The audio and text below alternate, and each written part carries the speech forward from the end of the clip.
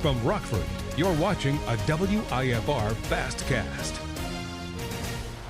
Hey, I'm Mike Garrigan, and thanks for joining us for this 3:30 FastCast on this Tuesday. In our top story, Rockford police are asking for the public's help after a vehicle hit a 15-year-old girl this afternoon near Auburn and Bluefield streets. Officials say the driver drove away from the scene. Paramedics later took the teen to a local hospital where she remains in stable condition. Police are asking anyone who witnessed the crash or has information about who was driving the car to contact the Rockford Police Department.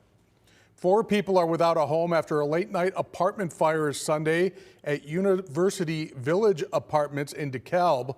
Firefighters responded around midnight and found a fire under an oven that spread through the first floor and second floor walls. Crews contained the fire within 30 minutes with no reports of injuries. Investigators say a failed heat source probably is what caused the fire. The blaze caused an estimated $25,000 in damage and did leave the apartment uninhabitable. A suspected battery failure sparked an early morning garage fire Sunday, sending firefighters to a DeKalb home on White Oak Drive. Crews arrived around 12:30 early this morning and knocked down the fire in about 10 minutes. No one was injured, but the blaze caused an estimated $50,000 in damages. The family of 4 escaped safely. They're staying with relatives right now. Investigators believe it was an accidental fire. Harlem-Roscoe Fire Protection District Chief Jay Alms has taken on a new role as interim fire chief of the North Park Fire Department. The Harlem-Roscoe Fire Department congratulated Alms on his appointment, highlighting his experience, knowledge, and commitment to the fire service. The department said it looks forward to continuing its strong working relationship with Alms in his new role.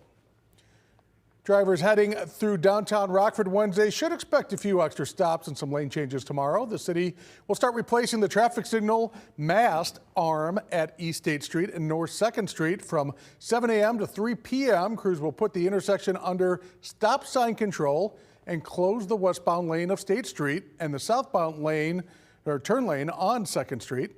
The city expects the work to wrap up by the end of the day. A stretch of East Jefferson Street in Rockford is getting a temporary traffic makeover as crews tackle sanitary repairs. Work begins Tuesday and is expected to wrap up by Thursday. Crews will close the south and center lanes between North 5th and North 3rd Streets, leaving drivers with 1 lane through the work zone. Motorists should slow down, follow posted traffic controls, and also consider an alternate route. Stormy weather puts a pause on Food Truck Tuesday at Rockford's Nicholas Conservatory and Gardens. The Rockford Park District has canceled today's event as forecasters call for a chance of severe weather. Several local businesses, including Rustic Oven Wood-Fired Pizza, also took to social media to alert customers about some weather-related closures.